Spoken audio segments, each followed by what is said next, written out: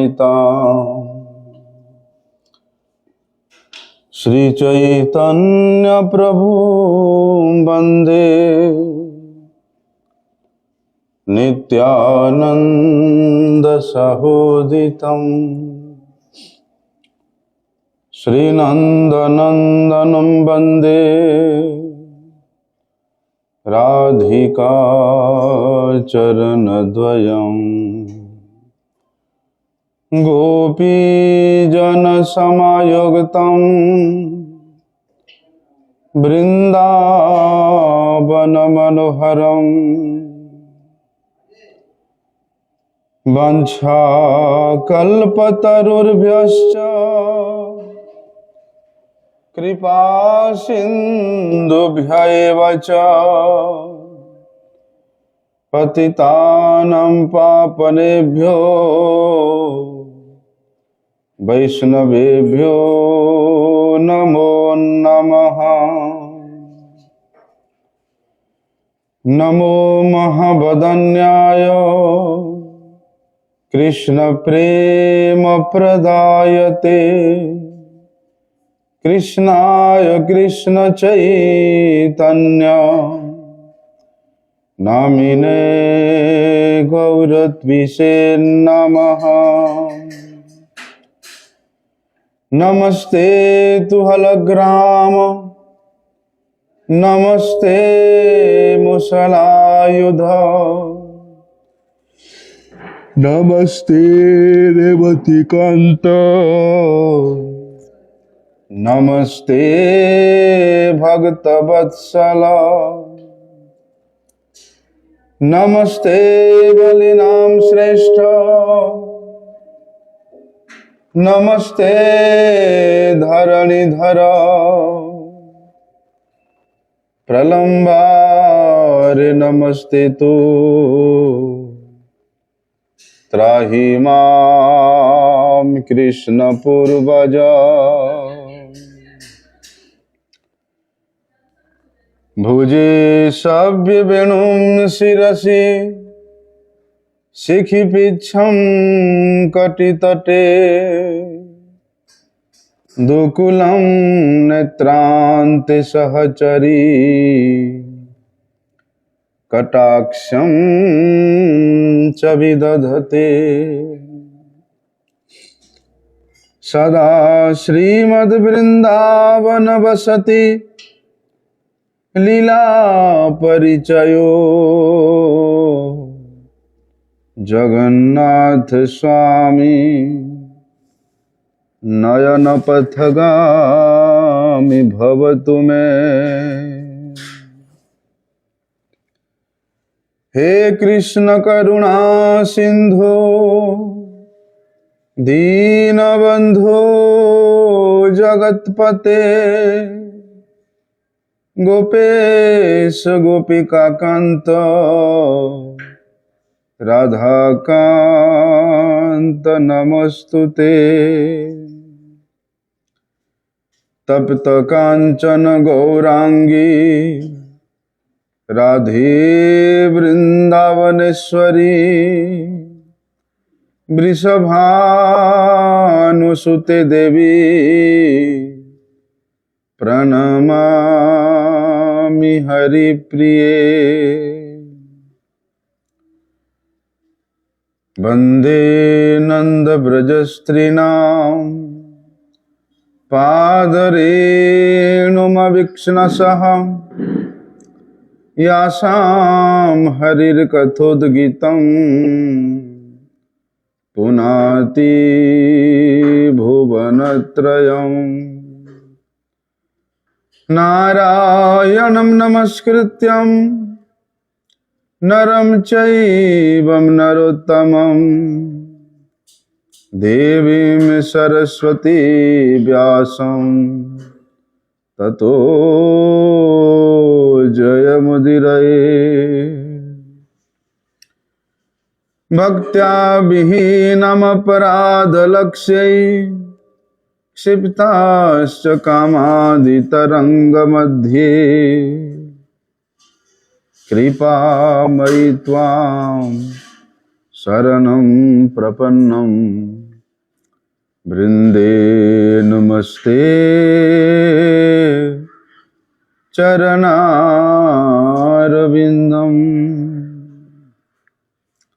पतित पावन परम करुणामय परम आराध्यतम श्री गुरुपाद पद्म नित्य लीला प्रविष्ट विष्णुपाद परमहंस परिव्राजकाचार्य अष्टोत्तर शत श्री श्रीमत शिल भक्ति वल्लभ तीर्थ गोस्वामी गुरु महाराज जी के श्री अभय चरणारविंद में साष्टांग दंडवत प्रणाम करते हुए उनकी हेतु की कृपा प्रार्थना करता हूँ। परम आराध्यतम शिक्षा गुरुपाद पद्म नित्य लीला प्रविष्ट विष्णुपाद परमहंस श्री श्रीमत शिला भक्ति विज्ञान भारती गोस्वामी महाराज जी के पाद पद्म में साष्टांग दंडवत प्रणाम करते हुए उनकी हेतु की कृपा प्रार्थना करता हूँ। अकारण करुणा वरुणालय भक्तवांछा कल्पतरो परात्पर परमेश्वर भगवान ब्रजेंद्र नंदन की विशेष कृपा से श्रीमद् भागवत की कथा को श्रवण करने का सौभाग्य हम सभी को प्राप्त हो रहा है। हम लोगों ने श्रवण किया था कि विदुर जी मैत्रेय मुनि जी से मनुष्य जीवन का सर्वश्रेष्ठ प्राप्ति क्या है, इस विषय में जिज्ञासा करने पर और मैत्र जी से गोविंद की भक्ति प्राप्त करना ही, श्री कृष्ण के चरणों में अनुरक्ति होना ही मनुष्य जीवन का चरम और परम लक्ष्य है। ये सब विषय जानने के उपरांत सब प्रकार की जिज्ञासा उनका पूरा हो चुका था। इसलिए उसके बाद उन्होंने पुनः हस्तिनापुर को वापिस आ गए। और जब हस्तिनापुर को वापिस आते हैं तो हस्तिनापुर के प्राय सभी लोग कि तम बंधुम आगतम दृष्ट्वा धर्मपुत्र सहानुजः धृतराष्ट्र युध सुतः शारदवतः पृथा गांधारी द्रौपदी ब्रह्मण सुभद्रा च उत्तरा कृपी अन्याश्च जामयः पांडुर्ज्ञातय ससुता स्त्रियः। जैसे ही विदुर जी हस्तिनापुर के राजमहल में वापिस लौट आए हैं तो प्राय हस्तिनापुर के सभी महाराज युधिष्ठिर, उनके जितने भी छोटे भाई थे, धृतराष्ट्र, सात्यकी, संजय, कृपाचार्य, कुंती, गांधारी, द्रौपदी, सुभद्रा, उत्तरा, कृपी और कौरवों के जितने भी पत्नियां थी, वे सब अपने अपने बच्चों के साथ और उनके बच्चे अपने अपने स्त्रियों के साथ सभी विदुर जी को स्वागत करने के लिए, उनको दर्शन करने के लिए और अत्यंत हर्षित होकर के वे विदुर जी का स्वागत करने के लिए सब तैयारी करने लगे। विदुर जी को देख करके आज हस्तिनापुर के राजमहल ऐसा लग रहा है कि सबके हृदय में पुनः प्राण वापिस आ गया, क्योंकि विदुर जी महाभारत युद्ध होने से पहले अपने भतीजे दुर्योधन के द्वारा अपमानित होकर के वे राज्य को छोड़ के चले गए थे मैत्रेय ऋषि के आश्रम में। अब महाभारत युद्ध भी हो गया।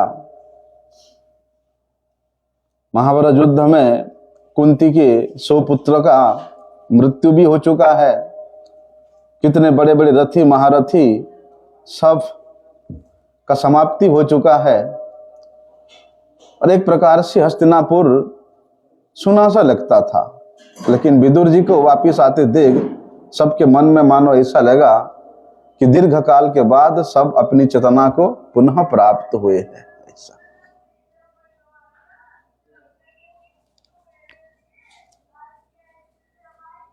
गांधारी कौन थी? क्योंकि गांधारी भी आई थी वहां, द्रौपदी, पृथा, कुंती सब। गांधारी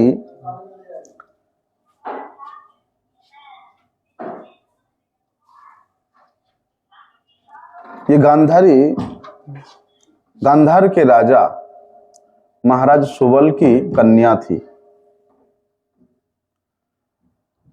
और गांधारी जब कुमार अवस्था में थी तब ये शिव जी का भक्त थी, शिव जी का आराधना करती थी। किस लिए आराधना करती है? आज भी हमारे भारत के जो अविवाहित कुमारियां हैं शिव जी का आराधना करती है। क्यों करती है? अच्छे पति की प्राप्ति के लिए। तो गांधारी ने शिव जी को अपने सेवा के द्वारा प्रसन्न किया और शिव जी से 100 पुत्र प्राप्त करने के लिए उनसे वर की भी प्राप्ति हुई। और धृतराष्ट्र के साथ उनकी सगाई होता है। यद्यपि धृतराष्ट्र जन्म से अंधे थे और जब गांधारी को पता चला कि उनका होने वाला पति अंधा है तो उन्होंने भी अपने उस जीवन संगी का अनुगमन करते हुए सारा जीवन अपने आंखों में उन्होंने रेशम की पट्टी बांध दिया और अपने भाई शकुनी के मार्गदर्शन पे वे चली। अपने भाई शकुनी के मार्गदर्शन पे वे धृतराष्ट्र के भी उनका विवाह होता है। कहते हैं उस समय संपूर्ण भारतवर्ष में गांधारी सबसे अधिक सुंदर कन्या थी और स्त्री का जिस प्रकार यथोचित गुण होना चाहिए ऐसे गुणों में भी वो गुणी थी। और जब से वे इस कुरु वंश के बहू बनी तब सहज रूप से उस कुरु दरबार में प्रत्येक व्यक्ति उनको प्रेम करता था, आदर से देखता था। लेकिन इतने सारे सद्गुण होने के बावजूद भी ये स्त्रियोचित दुर्बलता प्राय स्त्रियों में रहती है। कैसा कि जब कुंती अपने प्रथम पुत्र को जन्म दिया, अर्थात युधिष्ठिर महाराज का जब जन्म हुआ तब गांधारी के मन में ईर्ष्या हुआ कि कुंती का पहले पुत्र जन्म हो गया, ज्येष्ठ पुत्र वही होगा। तो उनके मन में ईर्ष्या हुआ। यद्यपि उस समय दोनों रानी गर्भवती थी, गांधारी भी गर्भवती थी और कुंती भी गर्भवती थी, लेकिन पहले कुंती ने पुत्र को जन्म दिया। इससे गांधारी क्रुद्ध होकर के अपने पेट में, अपने उदर पे से जोर से प्रहार करती है। उस प्रहार फलस्वरूप उसके पेट में जो संतान था वो एक मांस के रूप में परिणत हो गया और वे एक मांस पिंडुला का जन्म दिया।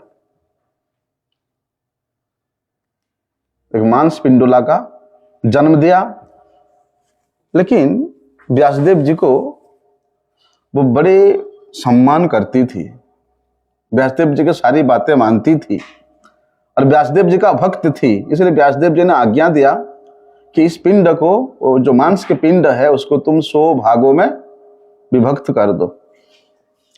जैसे ही गांधारी ने अपने पेट से जन्मे वो मांस को 100 भागों में विभक्त किया, बोलते धीरे धीरे धीरे धीरे वे 100 भाग एक एक बालक के रूप में, एक एक पुत्र के रूप विकसित होने लगे। इस प्रकार गांधारी का 100 पुत्र हुआ और वो शिव जी ने जो वर प्राप्त किया था शिव जी से, बोलते उसी से 100 पुत्रों का माता बनने का उनकी मनोकामना भी पूरा हुआ। तो वे सबों को गांधारी ने बड़े उच्च स्थिति के अनुसार पालन पोषण करती है। और जब कुरुक्षेत्र युद्ध का षड्यंत्र चल रहा था तो अवश्य ये गांधारी पांडवों के साथ युद्ध करने के पक्ष में नहीं थी। इसलिए गांधारी अपने पति धृतराष्ट्र को बार बार उस युद्ध को रोकने के लिए मना करती थी कि अपनों से युद्ध किस प्रकार का होगा। लेकिन गांधारी चाहती थी कि हस्तिनापुर को 2 भाग में विभाजित किया जाए और उनमें से एक भाग पांडु के पुत्रों को दिया जाए और दूसरे भाग अपने पुत्रों को दे दिया जाए। लेकिन गांधारी का वो इच्छा पूरा नहीं हुआ और कुरुक्षेत्र में महाभारत युद्ध भी हो गया और उस युद्ध में बलते गांधारी के 100 पुत्रों का मृत्यु हो जाता है, सारे पुत्र मारे जाते हैं। इससे गांधारी अत्यंत शोकाकुल हो जाती है, शोकमग्न हो जाती है और वह भीमसेन को और युधिष्ठिर को अभिशाप देना चाहती थी, किंतु भगवान व्यासदेव ने उनको ऐसा करने से रोक दिया। तो भगवान कृष्ण के समक्ष दुर्योधन और दुशासन का मृत्यु होने पर गांधारी ने अत्यंत विलाप किया था, करुण विलाप किया था। लेकिन भगवान श्री कृष्ण ने गांधारी को अत्यंत सुंदर दिव्य संदेश देकर के उनको सांत्वना प्रदान किया था। वैसे तो जब कर्ण की भी मृत्यु हुआ था तब भी गांधारी अत्यंत दुखी हो गई थी और भगवान कृष्ण से बताया था कि कर्ण की पत्नी को देखो कैसे बिलक रही है, कितना करुण क्रंदन कर रही है। लेकिन जब व्यासदेव जी ने गांधारी को दिव्य दृष्टि प्रदान करके अपने पुत्रों की स्थिति को दिखाया कि वे स्वर्गलोक में कितने अच्छी प्रकार से रह रहे हैं, तब जाकर के गांधारी को थोड़ा सा दुख कम हुआ। लेकिन बाद में विदुर जी ने समझाया कि भैया और भाभी यहां दूसरे के टुकड़े पे कुत्ते जैसा क्यों पल रहे हो, जाओ आत्मकल्याण करो। तब दोनों धृतराष्ट्र गांधारी वे हिमालय के जंगल में जाकर के वहां पर तपस्या करते करते दोनों की वहीं पर मृत्यु हो जाती है, दावाग्नि में दोनों ही जल जाते हैं। और महाराज युधिष्ठिर भी अपनी चाचा और चाची का वहां जाकर के अंतिम संस्कार भी करते हैं। ये गांधारी पृथा कौन है? बोलते हैं महाराज सूरसेन की पुत्री और भगवान कृष्ण के पिता वसुदेव का ये बहन थी पृथा। तो श्री कृष्ण का ये बुआ लगती है। बाद में महाराज कुंती भोज ने इस पृथा को गोद लिया था और कुंती भोज ने गोद लेने के कारण इनका नाम हुआ था कुंती। तो भगवान की जो विजया शक्ति है उस शक्ति के अवतार के रूप में कुंती को कहा जाता है, पृथा को कहा जाता है। इसलिए जितने भी उच्च मंडल में स्वर्ग के निवासी राजा है वे सब कुंती भोज महाराज को मिलने के लिए आते थे।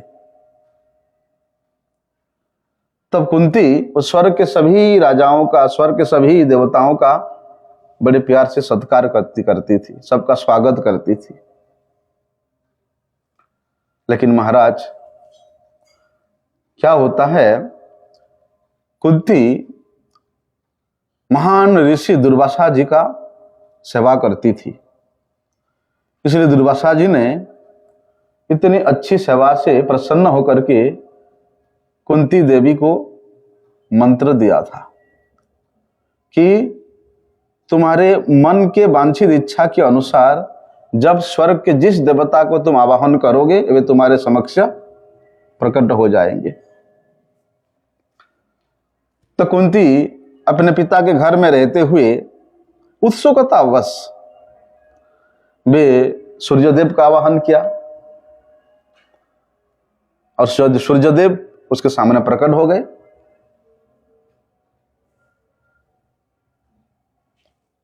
आवाहन किया था किस लिए? उत्सुकता बस किया था, लेकिन उद्देश्य क्या था? उन देव के साथ संगम करना। लेकिन यद्यपि कुंती का ऐसा इच्छा नहीं था, लेकिन सूर्यदेव का इच्छा हुआ, क्योंकि ये सब पहले से ही निर्धारित है भगवान की इच्छा से। सूर्यदेव कुंती के समक्ष प्रकट होकर के कुंती के साथ समागम करना चाहते थे, लेकिन कुंती ने उनको मना कर दिया था। लेकिन सूर्यदेव ने उनको आश्वस्त किया कि समागम करने के उपरांत भी आपकी तुम्हारे जो कौमार्यता है वो कभी भी भंग नहीं होगा। तब कुंती देवी ने मान लिया और इस समागम से कुंती देवी गर्भवती होती है और उनसे एक पुत्र की जन्म होती है, वो है कर्ण। लेकिन सूर्यदेव की कृपा से यद्यपि पुत्र का जन्म हुआ है, लेकिन फिर भी पुनः उनकी कुमारी कन्या की अवस्था को प्राप्त हो गई। लेकिन माता पिता के भय से उन्होंने उस नवजात शिशु को त्याग कर दिया, अर्थात गंगा में लेकर के बहा दिया। ऐसा उसके बाद तो कर्ण के चरित्र को हम लोग श्रवण करते ही है, किस प्रकार गंगा में बहते हुए जाकर के वे सूत नामक व्यक्ति ने उनको पाला पोसा, शिक्षा प्रदान किया। इसलिए वे सूत पुत्र के नाम से परिचित होते हैं।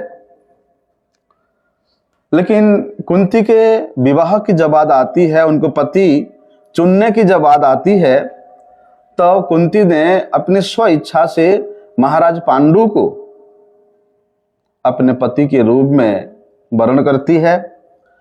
लेकिन बाद में महाराज पांडु कुछ ऐसा अभिशापग्रस्त हो गए जिनसे कि वो अपने स्त्रियों के साथ समागम नहीं कर सकते थे। ऋषि के श्राप से श्रापित होकर के वे अपना यौवन को संपूर्ण रूप से खो दिए और रुग्ण अवस्था होने के कारण उन्होंने संन्यास लेकर के शरीर को त्यागने के लिए प्रयास किया था। लेकिन कुंती देवी ने अपने पति को ऐसा करने से मना किया। अंत में महाराज पांडु ने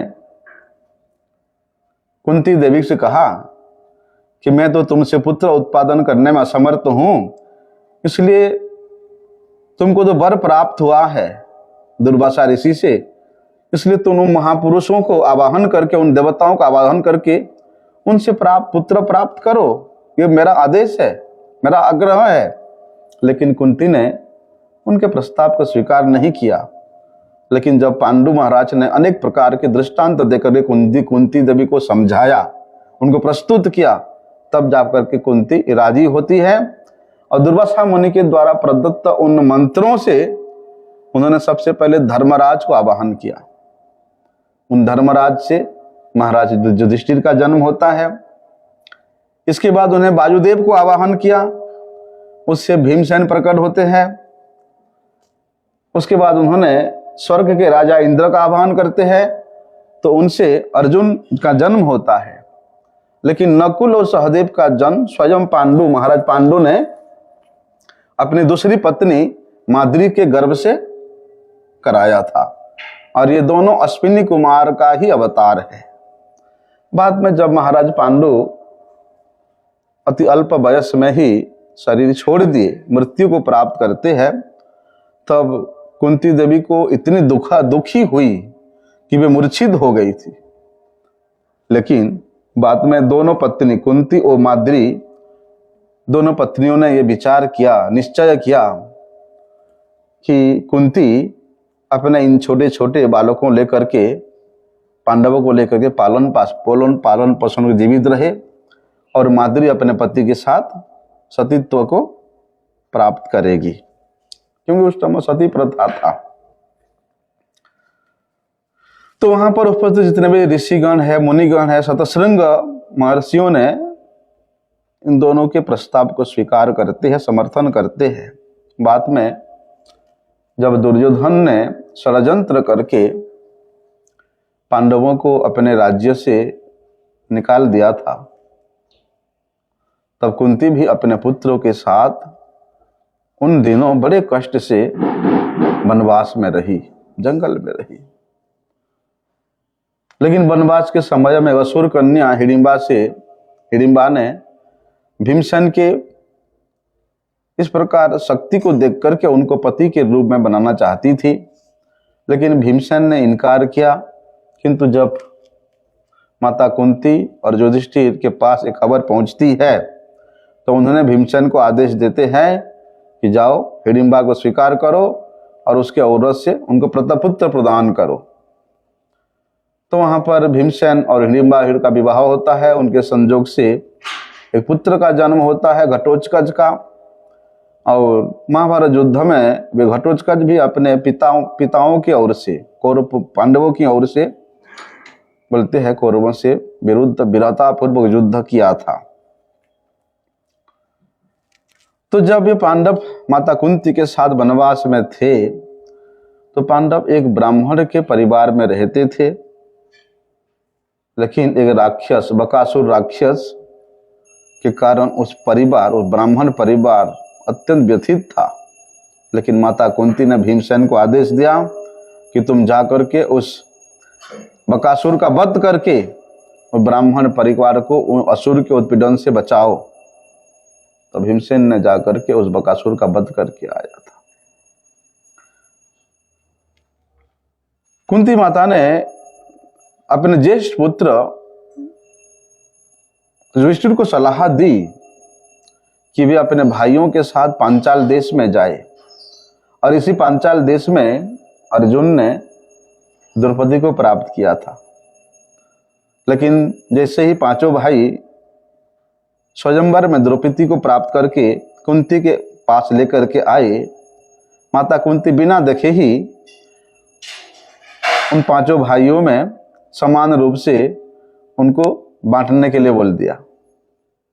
इसलिए द्रौपदी पांचाली हुई, वे 5 पतियों के पत्नी हुई, और व्यासदेव स्वयं उपस्थित होकर के इन 5 पांडवों का ब्याह द्रौपदी के साथ कराए थे। तो कुंती देवी ने अपने प्रथम पुत्र कर्ण उनको कभी नहीं भूल पाई, जिनको उन्होंने गंगा में बहा दिया था। जब कुरुक्षेत्र युद्ध हो गया और उसमें कर्ण की मृत्यु हो गई, तो माता कुंती अत्यंत विलाप किया था, और उन्होंने अपने 5 पुत्रों के समक्ष स्वीकार भी किया था कि महाराज पांडु के विवाह होने से पहले ही उन्होंने कर्ण को जन्म दिया था। कुरुक्षेत्र युद्ध के बाद जब भगवान कृष्ण अपने घर में वापिस अर्थात द्वारिका वापिस जाने लगे, तो वहां माता कुंती इतना सुंदर प्रार्थनाएं की है, इतना सुंदर स्तुति की है। बाद में माता कुंती भी गांधारी के साथ तपस्या करने के लिए भी जंगल में चली गई थी, और वहां उनके साथ ही वे भी शरीर को छोड़ दिया था। द्रौपदी भी वहां पहुंचे, कहां पर? विदुर जी का स्वागत करने के लिए। ये द्रौपदी कौन थी? बोलते हैं महाराज द्रुपद के ये बड़े सती पुत्री थी, और बोलते इंद्र के पत्नी सची देवी का अवतार थी ये द्रौपदी। महाराज द्रुपद ने यज मुनि की अध्यक्षता में एक यज्ञ किया था, और उस यज्ञ के पहले आहुति में एक पुत्र का जन्म हुआ था, पुत्र प्रकट हुआ था हवन कुंड से, जिसका नाम था धृष्टद्युम्न, और दूसरी आहुति से उस हवन कुंड से द्रौपदी प्राप्त हुई थी। इसलिए द्रौपदी धृष्टद्युम्न की बहन हुई, और ये पांचाली के नाम से भी प्रसिद्ध हुई। जब 5 पांडवों ने द्रौपदी को पत्नी के रूप में ब्याह करके ले आया, तो उन्होंने एक पति से एक पुत्र की प्राप्त हुआ। महाराज युधिष्ठिर से प्रतिभीत, भीमसेन से श्रुतसोम, अर्जुन से श्रुतकीर्ति, नकुल से शतानिक और सहदेव से श्रुतकर्मा नामक ये 5 पुत्र का जन्म हुआ था। लेकिन बड़ी दुर्भाग्य की बात है कि 5 पांडव पुत्र जो सोए हुए थे, उसी समय अश्वत्थामा ने आकर के इन 5 पांडव पुत्रों का सिर कलम कर दिया था। बोलते हैं द्रौपदी अपने सास कुंती के भी अति सुंदर थी, ऐसे बताए जाते हैं। और जब कुंती का जन्म हुआ, जन्म के समय में आकाशवाणी हुई थी कि इसका नाम कृष्णा होगा, और यह भी आकाशवाणी हुआ कि ये कृष्ण अर्थात द्रौपदी, बोलते ये कई क्षत्रियों का वध करने के लिए इसका जन्म हुआ है। भगवान शिव जी के आशीर्वाद से इनको 5 पति प्राप्त होने का वर प्राप्त हुआ था। इसलिए 5 पति उन्होंने अपने जीवन में पति के रूप में चुना। बोलते जब इनका स्वयंवर हो रहा था तो विश्व भर के देशों में जितने भी राजा लोग थे, राजकुमार थे, वे सभी उस स्वयंवर में आमंत्रित किए गए थे। लेकिन पांडवों के वनवास के समय में पांडव भी उस पांचाल देश में जाकर के पांडवी वहां पर द्रौपदी को विवाह करके ले आए थे। किंतु जब द्रौपदी को ब्याह करके पांडव अपने घर में वापिस ले आए तो महाराज द्रुपद ने उनको प्रचुर परिमाण में दहेज दिया था।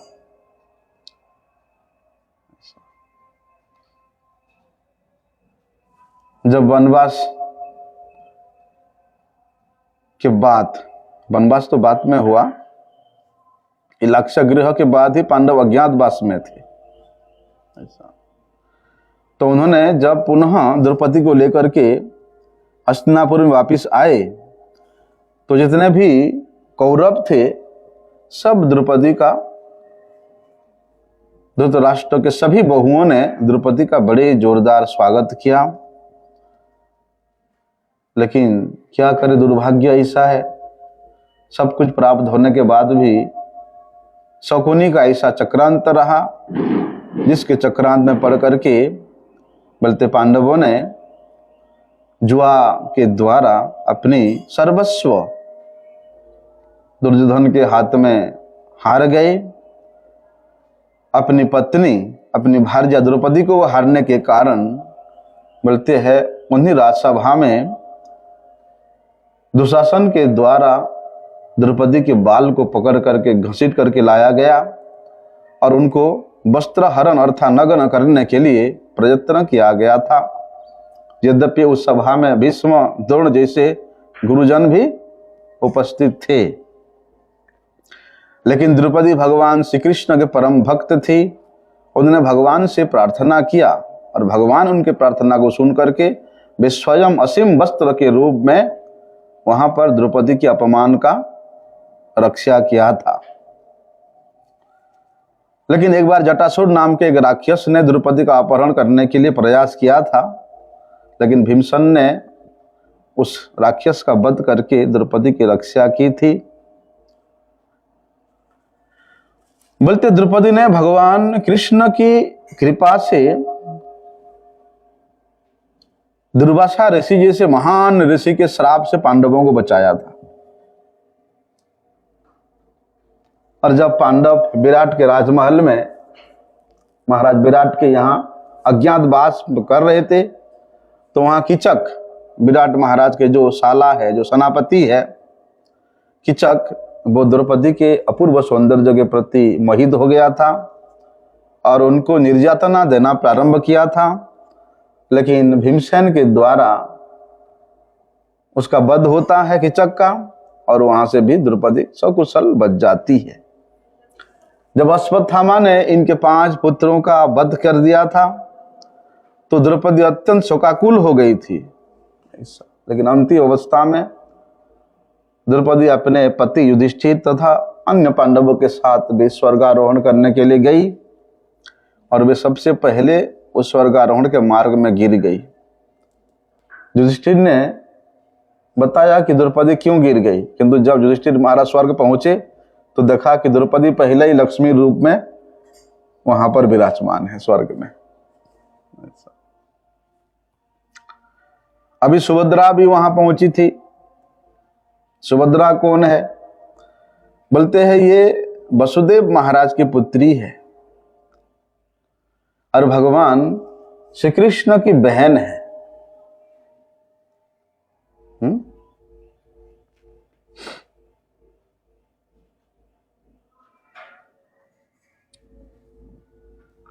बोलते ना केवल ये वसुदेव की लाडली पुत्री थी, बोलते भगवान श्री कृष्ण और बलदेव के ये अत्यंत लाडली प्यारी बहन थी। ये दोनों भाई बहन, तीनों भाई बहन कहाँ हैं? पुरी में। जगन्नाथ मंदिर में विराजमान है, ऐसा।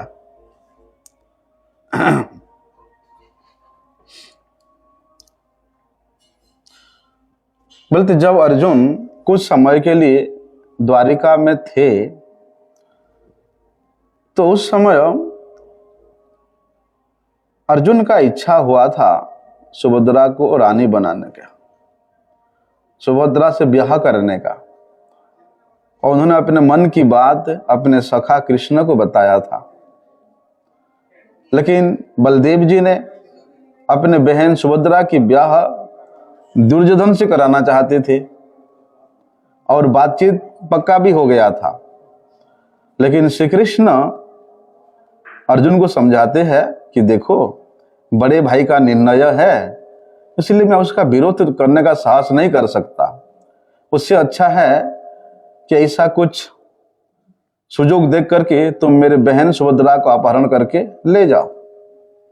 तो जब रैबर पर्वत तक सभी सारे योद्धवंशी उत्सव मना रहे थे, ऐसी समय में अर्जुन ने अपने सखा श्री कृष्ण के उपदेश सलाह के अनुसार उन्होंने सुभद्रा का अपहरण करके ले आया। लेकिन जब बलदेव जी को पता चला, वे अर्जुन के ऊपर अत्यंत क्रोधित होते हैं और अर्जुन को मार डालना चाहते थे। किंतु भगवान कृष्ण अपने बड़े भाई बलदेव से बड़े अनुनय विनय करते हैं और अर्जुन के लिए क्षमा प्रार्थना करते हैं।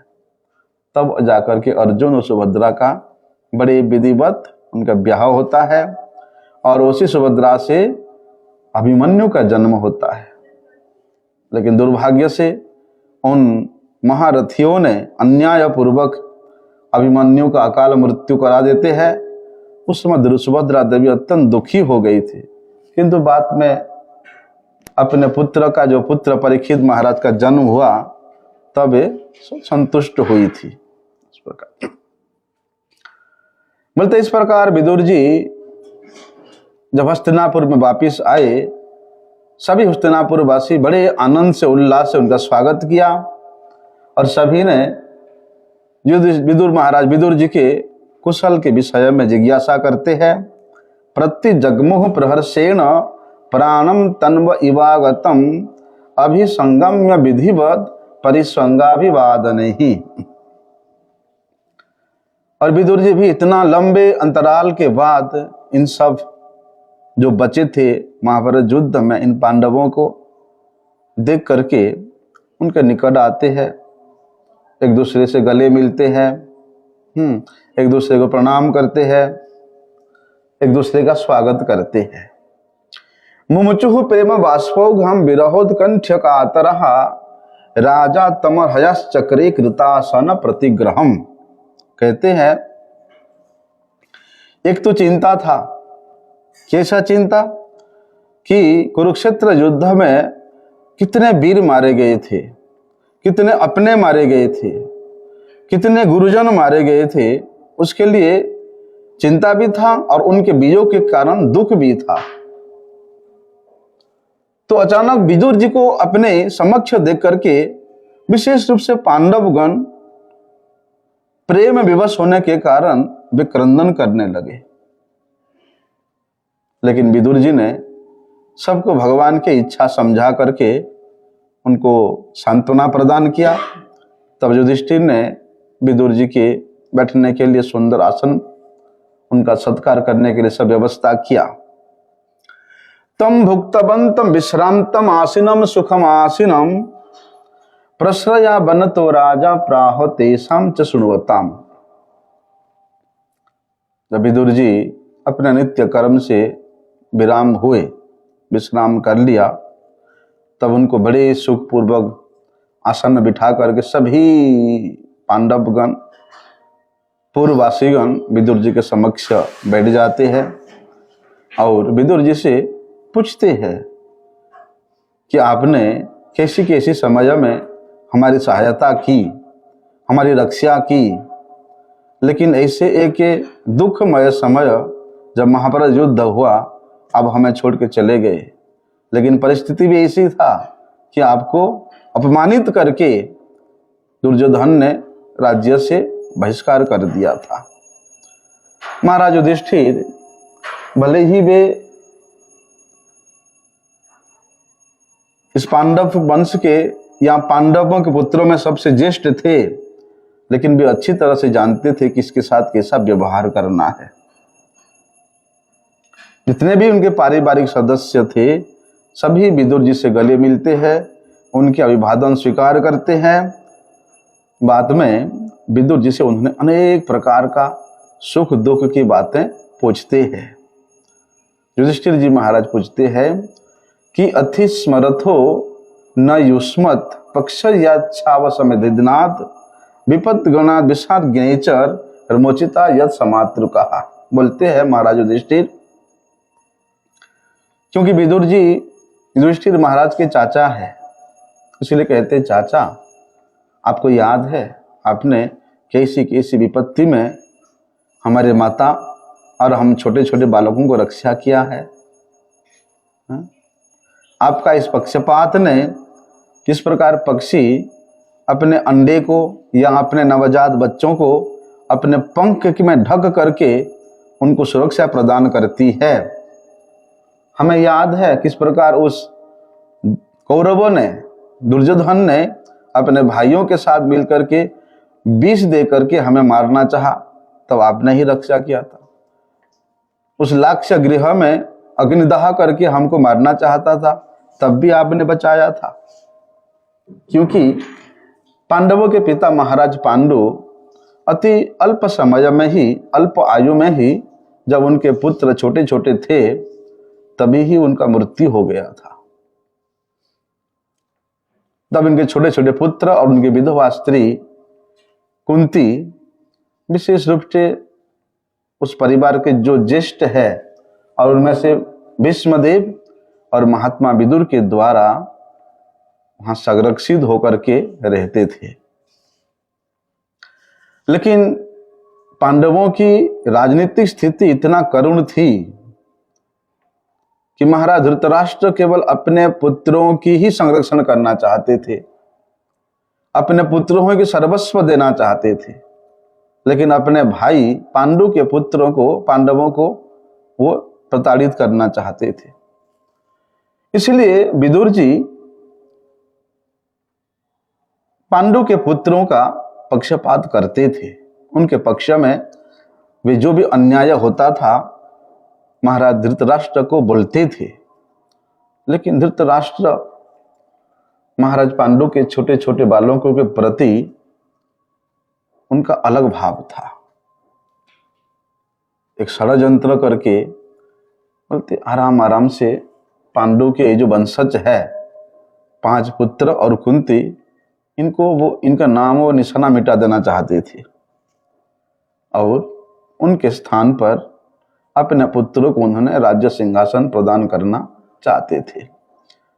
लेकिन विदुर जी ने महाराज धृतराष्ट्र के इस प्रकार का जो मनोभाव है, जो षड्यंत्र है, उसको भी अच्छी तरह से समझते थे।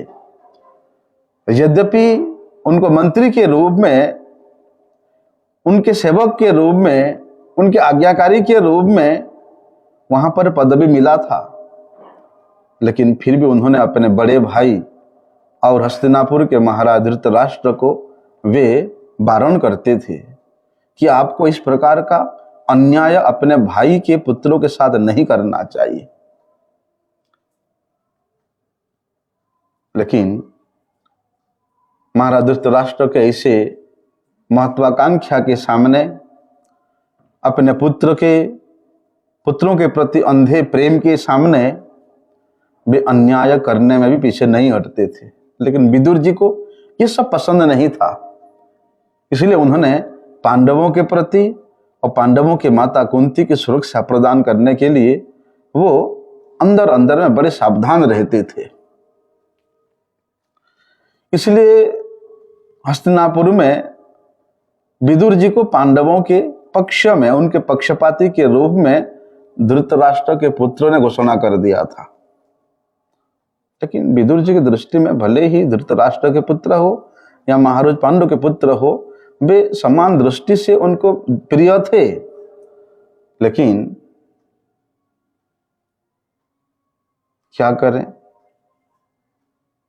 धृतराष्ट्र के पुत्रों की ऐसे षड्यंत्र को देख करके, उनके ऐसे दुर्नीति को देख करके, यहाँ दुर्योधन हमेशा इनको प्रताड़ित करने के लिए प्रयास को देख करके विदुर जी पांडवों के प्रति विशेष उनका प्रीति था।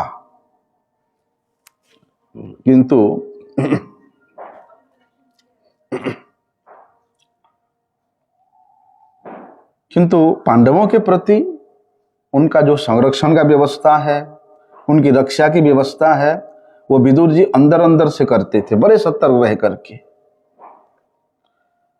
इसलिए राजमहल के अंदर में विदुर जी का ऐसा भाव को देख करके कई बार धृतराष्ट्र के पुत्र दुर्योधन इनका अपमान भी किया, बहुत अपमान किया। लेकिन महाराज युधिष्ठिर ने अभी दुर्योधन के द्वारा अपमानित होकर के उन सब को छोड़ करके चले गए थे, और इतना लंबे समय के बाद में वे वापिस आने के बाद उनको देख करके पहले की पहले घटना युधिष्ठिर महाराज ने विदुर जी के सामने बोल रहे हैं। युधिष्ठिर महाराज ने वहां विदुर जी को याद दिलाया कि कुरुक्षेत्र में जैसे युद्ध हुआ था, इससे भी और अधिक घोर यंत्रणा प्रापक घटनाएं हुई थी जब हम छोटे छोटे बच्चे थे। तब अपने भतीजों के प्रति ऐसा दयालु हुए थे, ऐसे पक्षपाती हुए थे। इसलिए हे चाचा, आपके उस उपकार को हम कभी भूल नहीं सकते। क्योंकि कुरुक्षेत्र युद्ध होने से पहले धृतराष्ट्र का जो नीति था कि वे अपने भतीजों को, पांडवों को बड़े शांतिपूर्ण ढंग से समाप्त कर दिया जाए, इसलिए उन्होंने पुरोचन को आदेश दिया था कि वाराणवत में एक बड़े सुंदर महल का निर्माण किया जाए और सबको आकृष्ट करने वाला महल बनाया जाए, लेकिन वो महल लक्ष्या से बने, किसी मटेरियल से नहीं, लक्ष्या से बने, लेकिन किसी को पता नहीं होना चाहिए,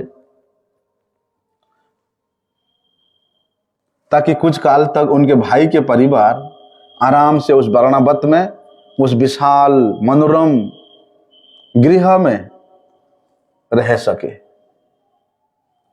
लेकिन बहुत खर्चा किया धृतराष्ट्र ने उस राजमहल बनाने के लिए। लक्ष्य में बनाया। जब लक्ष्य गृह बन के तैयार हो गया तो बड़े प्यार से अपने भाई के परिवार को कहता है कि आप लोग जाओ वाराणवत में, शांति से कुछ समय आप लोग व्यतीत करके आओ। लेकिन विदुर जी भी जानते थे कि लक्ष्य गृह बनाने के पीछे में धृतराष्ट्र का क्या मंशा है। महाभारत में इसका विशद वर्णन हुआ है। इसीलिए विदुर जी ने अप्रत्यक्ष रूप से वहां पांडवों को संकेत दिया था। कैसा? बोलते ऐसा अस्त्र जो किसी धातु से नहीं बना है, लेकिन इतना तेज है कि वे शत्रु का वध कर दे। किंतु ये एक जानता है, ये जो जानता है कि वे कभी मरता नहीं है, वो कभी मारा नहीं जाता। कहने का मतलब है कि पांडवों को वाराणवत में भेज करके उनको वध करने का संपूर्ण प्लानिंग तैयार है। इसलिए उन्होंने युधिष्ठिर को सचेत किया कि उस आवास में, उस महल में अत्यंत सतर्क होकर के रहना। बोलते हैं उन्होंने अग्नि का संकेत किया। ऐसा अस्त्र जो किसी धातु से नहीं बना है ना, किसी इस्पात से नहीं बना है, किसी वस्तु से नहीं बना है, लेकिन वो बड़े धारदार है, बड़े तीक्ष्ण है, सबको मार सकता है। वो क्या है? अग्नि। अर्थात तुम लोग जिस महल में रहने के लिए जा रहे हो वहां अग्निकांड होने वाला है, लेकिन वो उसको नहीं मार सकता जो जानता है कि मैं नहीं मरता हूं। वो अग्नि आत्मा का विनाश नहीं कर सकता है। ना तो आग से उस आत्मा को जलाया जा सकता, ना वायु से सुखाया जा सकता, ना पानी में डुबोया जा सकता। बोल दिया विदुर जी ने।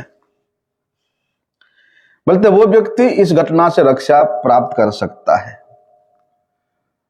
जब महाराज विदुर और युधिष्ठिर महाराज आपस में इस प्रकार के वार्तालाप कर रहे थे तो कुंती देवी को समझ में नहीं आया कि ये क्या वार्तालाप कर रहा है। ऐसा अस्त्र ऐसा शस्त्र किसी से बना नहीं, किसी को मार सकता है, बहुत धारदार है, जो जानता है कि मैं नहीं मरता नहीं, क्या है कुंती देवी समझ नहीं आ रहा था।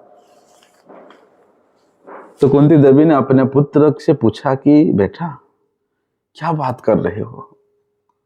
जब युधिष्ठिर महाराज ने विदुर की बातों को बताया कि हम लोग जहां रहने के लिए जा रहे हैं उस भवन लक्ष्य से बना हुआ है। लक्ष्य ऐसा है, अग्नि का संस्पर्श आने मात्र से एक साथ जल करके राख हो जाता। बाद में विदुर जी ने अपना वेश बदल करके मध्य रात्रि में पांडवों के पास पहुंचते हैं और कहते हैं कि शुक्ल पक्ष की चतुर्दशी के दिन में आपके इस महल के द्वारपाल के द्वारा यहाँ आग लगाया जाएगा। और बोलते ये धृतराष्ट्र का षड्यंत्र था, और षड्यंत्र यह है कि पांडव अपनी माता के साथ एक साथ यहाँ बड़े शांति से मर जाए।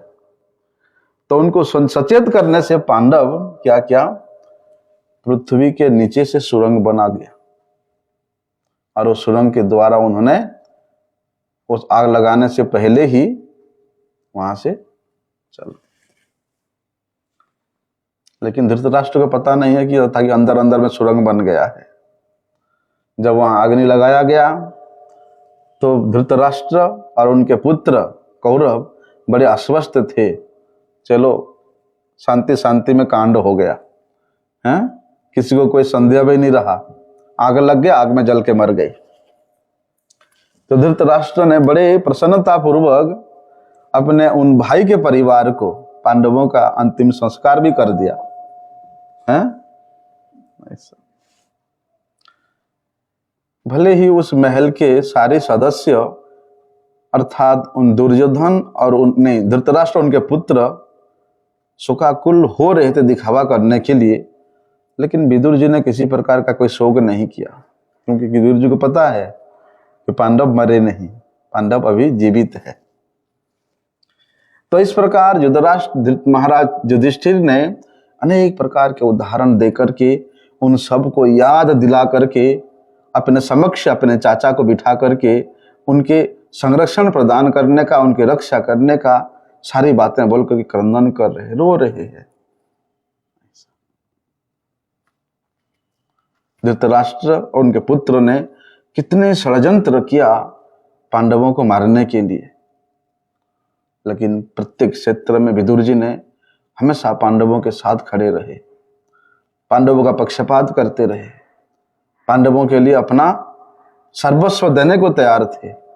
जिस प्रकार से एक चिड़िया अपने अंडे को बचाने के लिए या अपने नवजात उन बच्चों को बचाने के लिए अपने पंख को ऐसे ढक लेती है, उसी प्रकार विदुर जी ने इन छोटे छोटे पांडु के पुत्रों को और माता कुंती देवी को पूरा संरक्षण प्रदान किया। कहते हैं कयावृत्य वर्तितम बसचरद विहिक्षिति मंडलम तीर्थानि क्षेत्र मुख्यानि सवितानि भूतले।